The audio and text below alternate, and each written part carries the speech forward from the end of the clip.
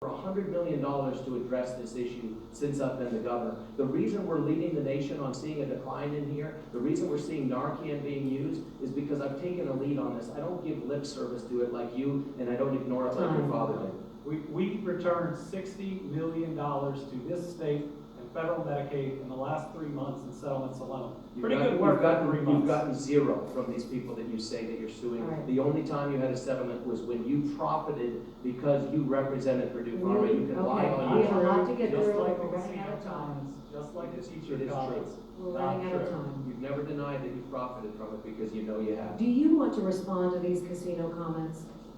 Yeah, I mean, what you've said tonight is different than what you said the other night. The reality is this: I would encourage everyone to just go to Google and put hotel casino suicides and just read what you read. Figure it out for yourself. You will find there's a remarkably high correlation between suicides and gambling. So you're now, I've always said, what I've never said is that they're doing it on the floor of casinos, which is what you repeatedly said. They're doing it in hotel rooms, they're doing it in bathrooms, they're doing it off of parking garages. It is happening systemically. Look at the city of Las Vegas, where every other night in a hotel room, someone commits suicide in one city alone. This is a problem. There are entire families that have set up support groups for people who have lost members of their family to suicide because of addiction to gambling. These are facts. You can poo-poo them, you can make light of them, but the reality is this. You still claim this is a fact. These are true. You still claim it's a fact. You're telling these families who've lost members that have formed support groups that they don't actually know what they're talking about? Mr. Bashir, Yes. 30 seconds to Right. respond, and then we're going to move on. On Saturday night's debate, I looked at this governor and I said, do you deny saying that someone commits suicide every night on a casino floor in America? And I did deny it, because I didn't say it. I never said anything like that. I said casino in my floor. life. You never said I floor that did. night. Go back and watch this Folks, debate. We This qualified it is 2 someone times. who cannot admit when they have made something up and they've been caught. No, He I is know- on I tape. know what I said. For a You know. governor to deny words that came out of his mouth They did. is a governor we They can't came out of trust your to mouth. govern us any longer. Okay, we have listened to, just to clarify here, we have listened to the audio tape provided by the radio station and by our sister station, the Can we play it? WLKY. We agreed no audio tapes will be played during this broadcast, prior to us ever agreeing to this, or you But I'm willing to play it. Stand Are by, you? just a second. Because I know what The I said. quote is, every night somewhere in America, somebody takes their life in a casino. Are those your That's words? exactly what I said. Okay. That's not what you said that I believe that is said. accurate. I do know it to be accurate. If in Las Vegas alone, it's every other night. Okay, I'm Every gonna, other night in one city, trust me, there's a whole lot of other ones. A governor who would listen. make up facts to support his argument, who gets caught on tape, denies it, is a governor we can't trust. all right, and let's we move should on keep. here, and I'm going to stay with gaming here since we are on this topic. Obviously, we know there is a lot of legal betting on horse betting. In May, the High Court ruled states should decide for themselves whether to allow sports betting.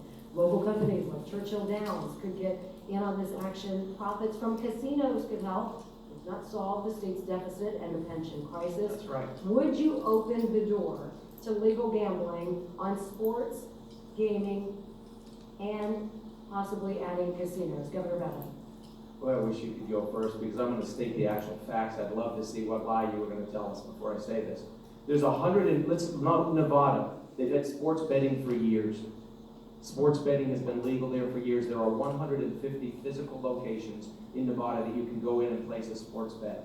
It is regulated, it is staffed. There are people that work there to take those bets.